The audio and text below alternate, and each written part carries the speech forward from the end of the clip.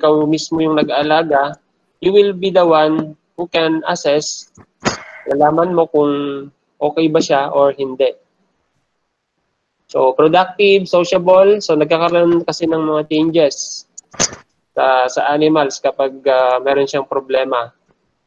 And usually, na-observe ng ano yan, ng owner, kung sino yung nag-aalaga sa kanya, or di kaya pag caretaker, siya yung unang nakakapansin. Then, healthy animals have a good appetite, clear eyes, good hair coat. So kapag sa avian naman, sa poultry, good feathering, maganda yung coat feather niya. And we have normal blood tissue parameters. So health does not only mean the presence or absence of infectious diseases. So which is correct. Tama yon. Hindi ibig sabihin na kapag healthy siya, health concern, marami kasing causes yan. For example, kapag may sakit yung animals, it could either be infectious. So kapag sinabi natin infectious, due to different microorganisms such as viruses, bacteria, fungi, parasite. Then kapag non-infectious, for non-infectious, environmental factors. For example, sobrang mainit yung panahon, kaya hindi lumalaki yung mga manok mo, sobrang mainit yung kulungan, yung area nila. Then kapag sobrang lamig naman, hindi rin maganda. So we need to know what are the comfort zone of the animals. So yung factors na yon, yung non-infectious na yon, it will contribute dun sa performance ng animals. Then, so meron na tayong dalawa, infectious, non-infectious. We have also nutritional problem. So kapag malnourished yung animal, so it will affect the physiological well-being and also the performance. So, hindi siya lalaki ng maayos. Diba? Kapag malnourished. So may mga different nutrients tayo. So kapag nagkaroon ng deficiency yung mga yan, it will cause a great impact dun sa growth ng animals natin. For example, vitamin A. Diba? Ano ba yung kapag nagkaroon ng deficiency or lacking ng vitamin A, ano yung possible reason or ano yung possible cause or effect, nagiging effect ng vitamin A deficiency.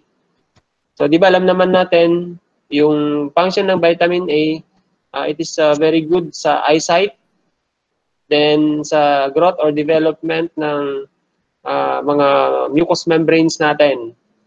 So, kapag deficiency sa vitamin A, pwedeng mabulag yung animals natin. So, yun. Nutritional yon.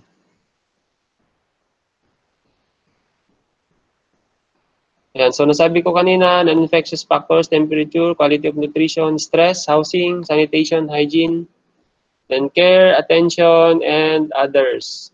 So marami kasing factors na nagko-contribute dito sa production natin. Kapag nag-aalaga tayo ng animals, maraming different things to consider. Then, however, the above definition may not be encompassing or should not be taken as is because in animal production, this may mean physiological functioning of an animal towards efficient and maximal production. Then, some of the newly developed and introduced commercial strain of pigs and chickens are observed to perform remarkably. So, yung nakikita nila, yung mga bagong strains daw or lahi, they have a rapid growth and increased weight gain. So, yun.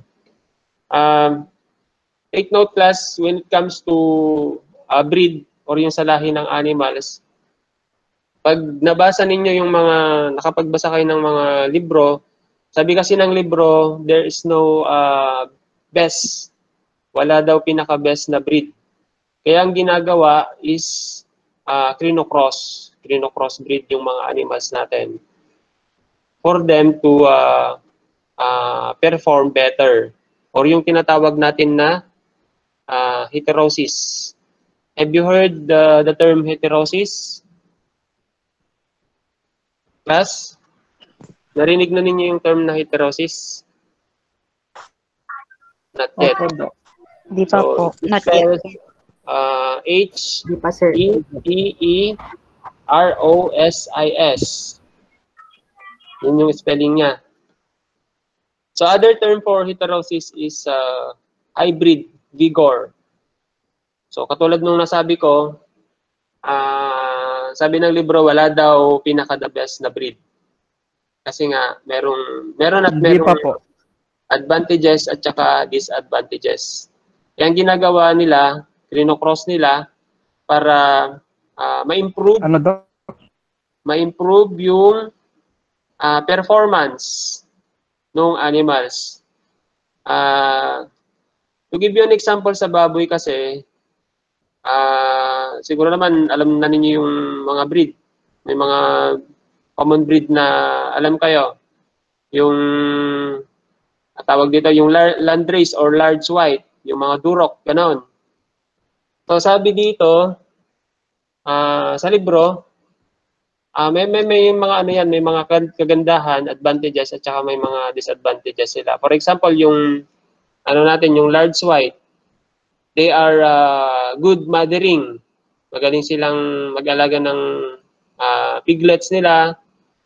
Tapos madami pa silang mga anak. Kapag nanganak sila, more than 10 yung pinapanganak.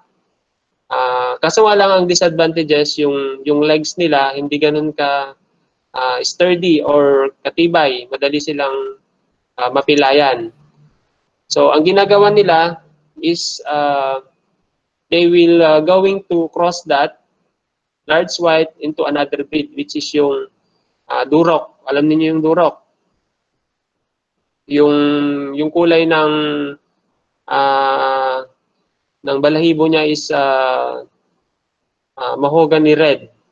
So crinocross nila yon. Kasi itong durok naman, yung durok breed, ito yung breed na malakas yung paa. Kaso nga lang disadvantages niya, hindi siya ganun kadami mga anak at saka hindi rin ganun kaganda yung mothering ability niya. Hindi niya ganong naalagaan yung mga anak niya. And isa pang advantages or advantage ng durok is masculine. Mamuscle yung yung durok. Kaya ang ginagawa nila, minimate nila yung female large white, pinapaasawa sa durok na bulugan. And then kapag nanganak sila, mas maganda na yung parang na-improve yung mga disadvantages. Kung dati mahina yung paa ni large white, ngayon krinos siya sa durok which is malakas yung mga paa. So kapag nanganak sila, nakukorek na yung problem. And we call that yung sinasabi ko na hybrid vigor or heterosis na sinasabi. Ayun, nakuha? Nakuha nyo, class? Yes, Doc. Vigor. Yes, Doc. Yes, Doc. Ayun, so, Yes, Doc. hybrid Ay po, vigor. Doc. May ano ba, Doc, yung Ha? Ano? yung ano hello, Doc. Hello. Doc, Yes, hello Leonard. po. Oh, Yung question. for example, Doc, di ba mas maganda yung mothering ability nung Nung? i-crossbreed mo, sabi mo, Doc? Yes. Di ba yung durok, kailangan ba na lalaki or babae, parang ganun, Doc, kapag mag-crossbreed? Usually ganun yung ginagawa nila. It's more on yung lalaki yung durok. Yung mas maganda yung mothering, Oo. yung mas maganda yung mothering ay yung Anong pangalan ito? Hirap naman. Di ba nagmadig yung datong ting baboy? Di ba sabi ko kanina yung large white, maganda yung rendering ability niya. Tapos yung hindi ganun kaganda yung sa durok. Kaya ginagawa, kinocross yung bulugan. Kinocross yung bulugan dun sa female na large white. And then, example lang yon, example lang. So, kapag nanganak sila, nakokorrect na yung... May specific ba na gender kapag magkakrossbreed, Doc? Ano? May specific na? What I mean is... Anong pangalan ito? Anong specific?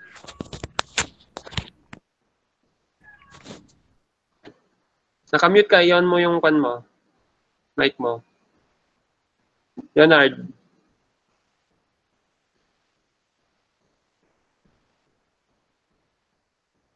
Nawala na si Leonard.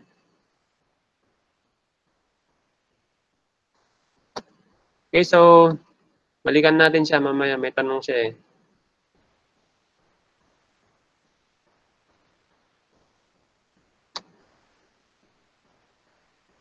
Okay, so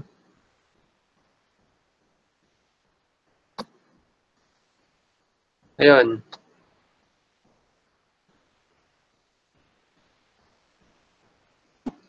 So yun, so example lang dito sa sinasabi ko na nagkakaroon ng rapid growth.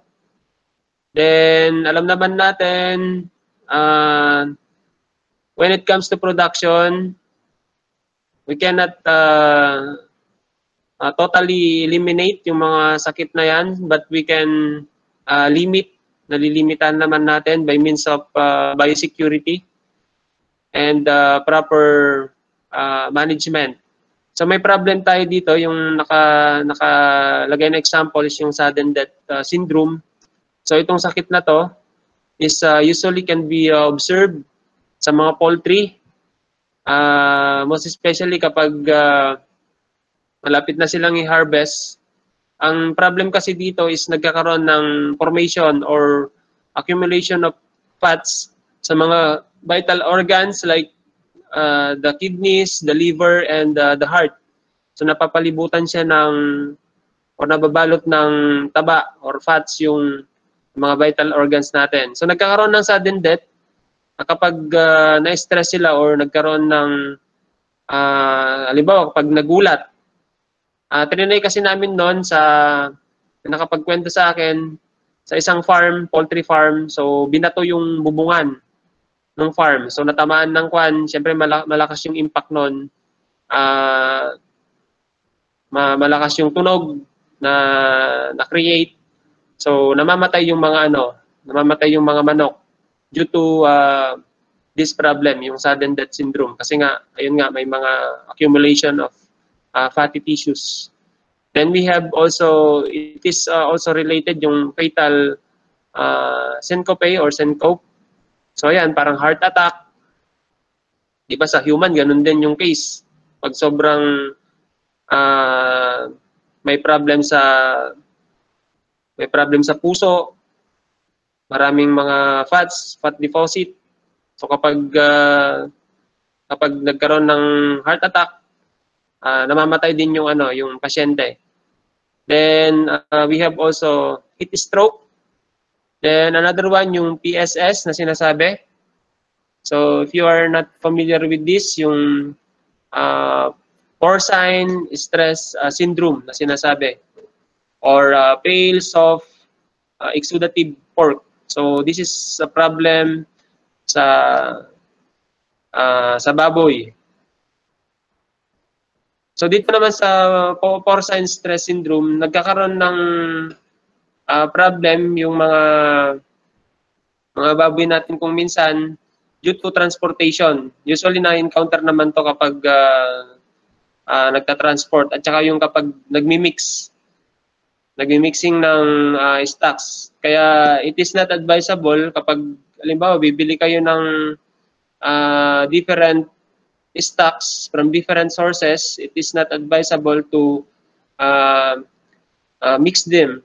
Na ihalo ka agad. Pag haluin mo ka agad yung mga hindi magkakakilala, magkakaano yan, mag-aaway-away. So magsasakitan sila. So this must be conditionally assisted or provided with additional supplement. So kaya nga nagbibigay tayo ng mga electrolytes to lessen yung stress. Then additional management practices, controlled environment, temperature. So as of now, we have the modern housing facilities. So yung mga tunnel ventilated, controlled environment na yan. Then giving high amounts of certain nutrients. So yung mga supplement, mga vitamin supplements na binibigay.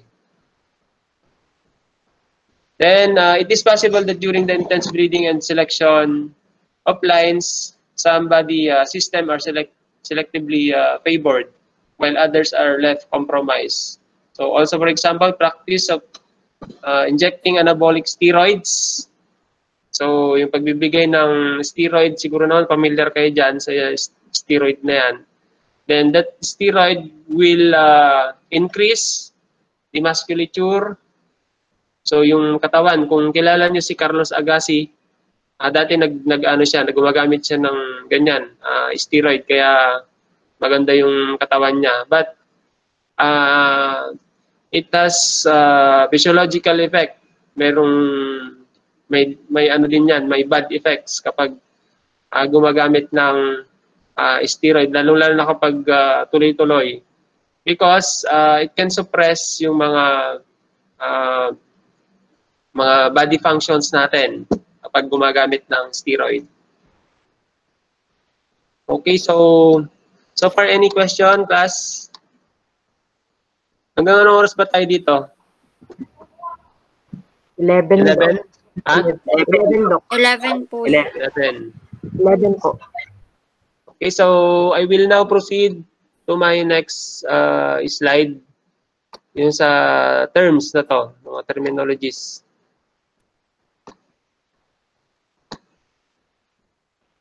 Okay, so animal terminologies. Okay, so as you can see with my slide presentation, so we have the different species of animal. So nandiyan yung cattle, carabao, swine, goat, sheep, horse, chicken, duck, goose, turkey, rabbit, dog, and cat. So with these different species of animals, they have different terms with regards to their sex and their group, as well as their meat and their act of giving birth. So sa cattle, in general, yung young cattle, yung anak nila, we call them calf. So calf ang term doon. So sa female, we have heifer. Then kapag, usually pala itong heifer na to, yung age nito is around 1 to 2 years. Yung heifer na yan. Then more than that, 2 years up, we call them cow. Then sa male, we have bull, but sometimes we use the term junior bull kapag around 1 to 2 years old. Junior bull ang tawag. But for mature male cattle, we call them bull. So sayang naman, we have steer. Kapag bata pa lang siya, kina-straight mo na siya, we call them steer. Then kapag adult naman, kapag nag-ano na siya,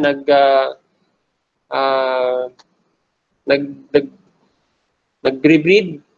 So kapag kina-straight mo siya, ang magiging tawag sa kanya is stag.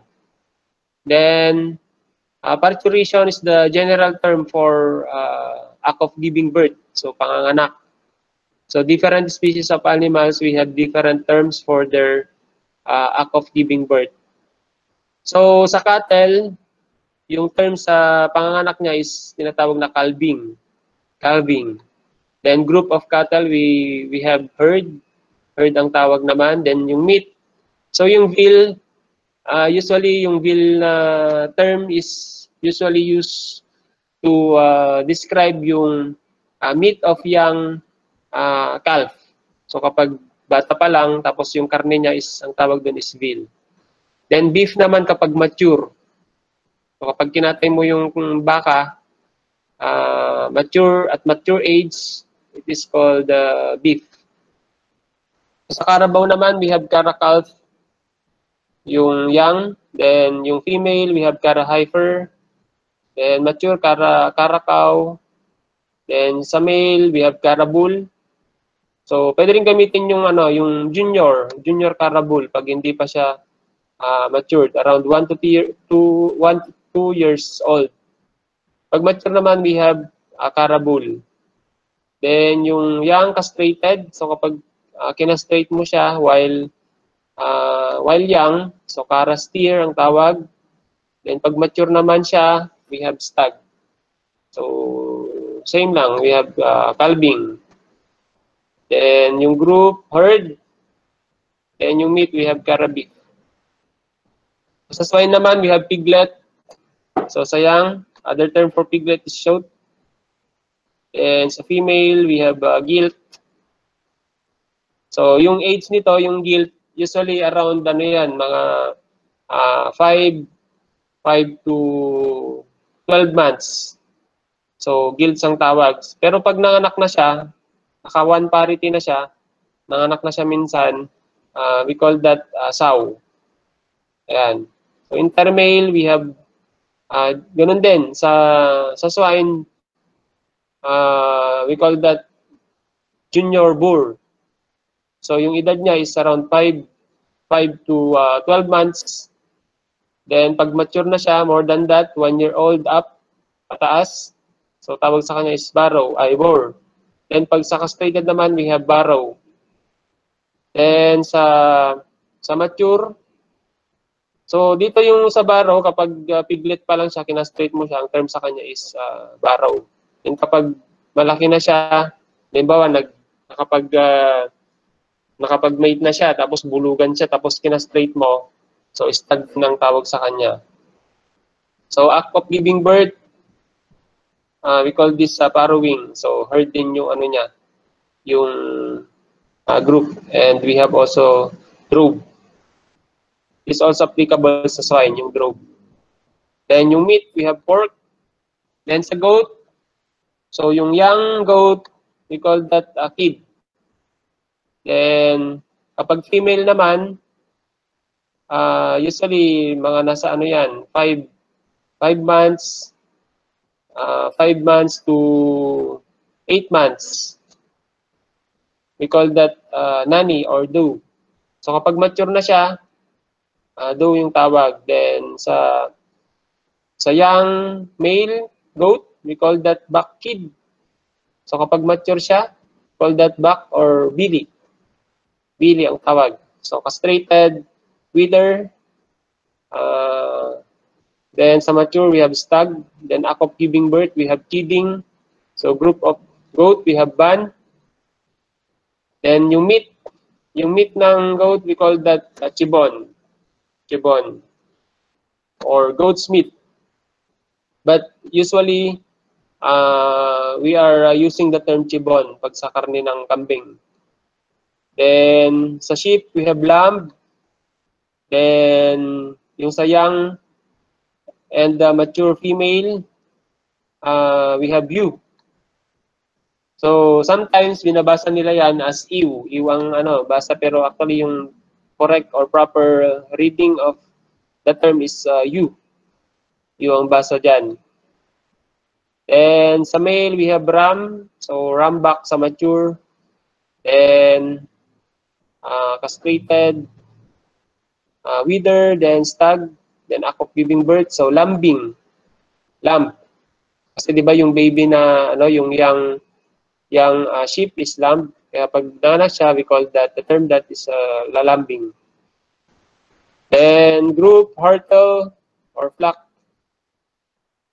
So ginagamit din yung flock sa sheep, which is alam natin ginagamit yan sa poultry or sa avian. Yan yung meat, we have mutton. Mutton naman yung meat ng sheep.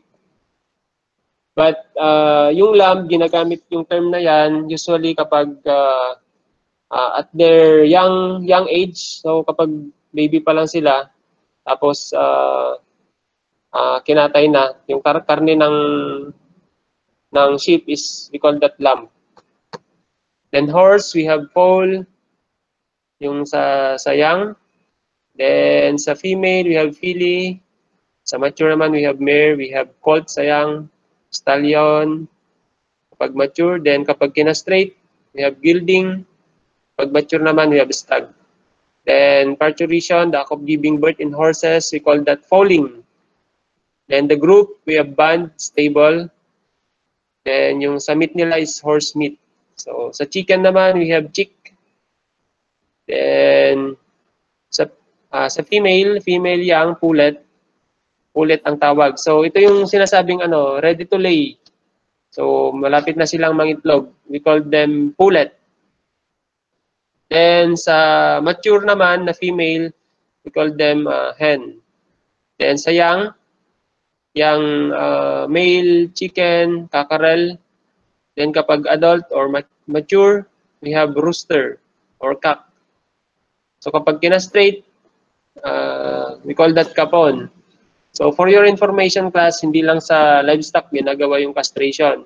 But actually, castration or capon is also doing that in chicken. So mahirap na proseso ito, mahirap na surgical method or operation na ginagawa.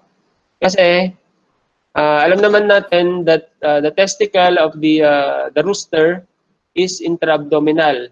Unlike sa mga livestock nasa labas, pendulous, nakikita mo nakalabas. Unlike dito sa chicken, nasa loob ng abdominal cavity. And this one, giving birth or parturition. So laying ang tawag. Then hatching. So kapag nag-ano na sila,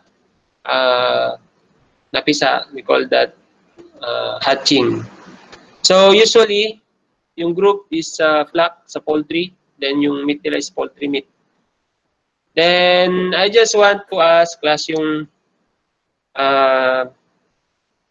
diba sa livestock, we have the term gestation period. So kung ilang months, ilang days nagbubuntis yung animals natin. And for the poultry or sa avian, ano yung term na ginagamit natin? So anybody from the group. So kung gestation sa mga baboy, kambing, tupa, kalabaw, gestation yung ginagamit natin na term. Then how about sa chicken or sa poultry? Anybody? Hello, nandyan pa ba kayo? Opo, Doc. Yes po, Doc. Dito po. Yes po, Doc. Yes, Doc. Yes. Sinong gustong mag-recite? What is your answer?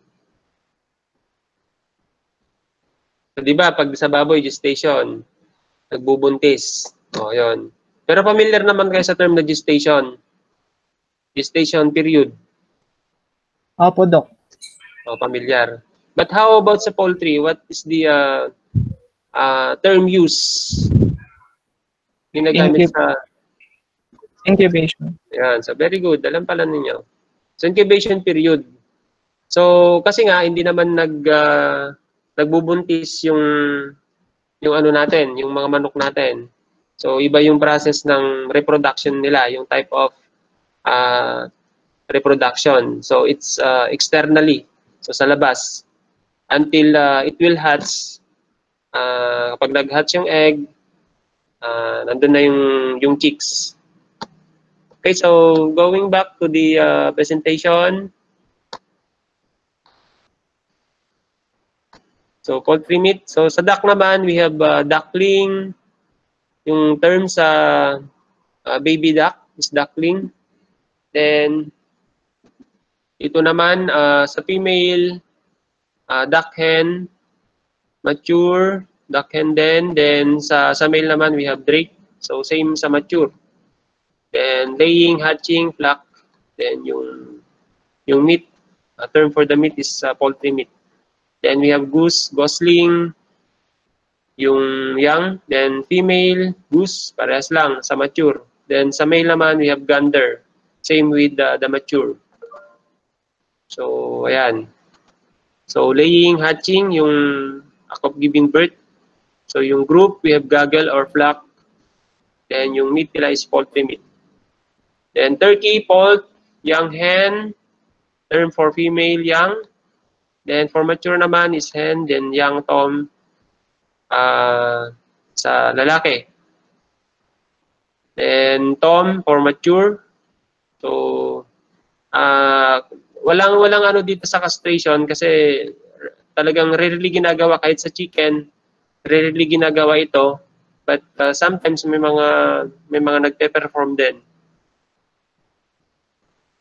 Then sa turkey, same lang, laying, hatching, flock din, then poultry meat. Then sa rabbit naman, bunny. Then we have yung sa female, same lang, mature tsaka young, do. Then buck sa male naman. Then for the act of giving birth, so kung sa goat kanina, kidding, dito naman, kindling sa rabbit. Yung act of giving birth nila. Then yung group of rabbit, we call them colony or hatch. So yung meat of rabbit, we call that lapan. So I have already mentioned yung sa rabbit. Actually kung wala pang nakasign, pwede ninyong gawing ano to. Yung sa feasibility ninyo. Feasibility study kasi ngayon marami nang nagra-rabbit production. Actually this is one of the parang commodity na yung ginagawa dito sa rabbit production. Pero hindi pa ako nakakatikim ng ng meat or yung lapan, meat ng rabbit. Sabi nila, yung mga nakatikim na masarap daw. Ito kasi may ano pa to, may pinapaitan pa kapag sa rabbit. Meron na tayong graduate dito, si Dr. Christian Cruz. Nagra-rabbit production. So meron siyang mga pinopost sa online, nagbenta siya ng lapan. Hindi ko lang alam, hindi ko pa nakamusta kung paano maganda ba yung kita niya sa rabbit production. Okay, so next one we have dog. So yung term for young dog is puppy or pup. Sa female naman we have bitch. Bitch ang tawag. So either young or mature. Then sa male, walang term ginagamit. Then pag sa castration naman neutering. Then the act of giving birth for dog is whelping. Yan, whelping, then group of dog is pack. So walang term dito sa meat kasi hindi naman talaga intended for food animal itong dog. They are considered as companion animals sila kasama ng pusa. Pero maraming mga kinikwento-kwento, yung sakat ginagawa daw siopaw. Ewan ko kung nakatikim na kayo ng karne ng pusa. Masarap, sir. Char. Sarap. Char lang, sir. Hindi pa ako nakatikim eh. Hindi ko lang alam kung baka nakatikim na ako, hindi ko alam, baka pusa pala yon. Yung nilalagay nila sa siopaw. So cat, young cat is called kitten. So yung female naman, either mature or young, we call them queen. Sa lalaki naman, we have tomcat. Then kapag kinastraight, we have neutered. Then act of giving birth, sa cat is queening. Then we have the group, we call them pride. So we are not only doing this kind of procedure, yung castration kasi sa male, but for female, we are also doing spaying. Alam niyo yon, yung spay? Yes. So yung sa terms na ginagamit, sa technical terms, meron tayong tinatawag na ovariectomy. So actually, ovariectomy at saka ovariohysterectomy. Yung ovariectomy kasi sa surgical procedure, yung ovary lang mismo yung tinatanggal. But for ovariohysterectomy, the ovary together with the uterus will be removed. So parehas lang naman sila na spaying. So ginagawa yon to control the population. Kasi kung minsan, alam naman natin yung cats kapag nag-alaga ka ng pusa, napakabilis nilang magpadami. Kasi yung reproductive cycle ng cats, ano kasi sila, induce. Ibig sabihin, kapag inasawa ng lalaki, nag-ovulate sila. Unlike sa mga ibang animals, sa livestock kasi, antayin mo yung time na mag-ovulate, tapos timingan mo yung insemination para magbuntis. Sa cats kasi, pag once na inasawa ng tomcat, doon na mag-start yung ovulation. Kaya sure ball, mabubuntis siya. Kasi mag-ovulate yon. Kasi nga induce ovulation sila. So ginagawa yon yung spaying to control the population growth ng mga pusa. Okay, so I think that will be the end of my discussion and presentation today.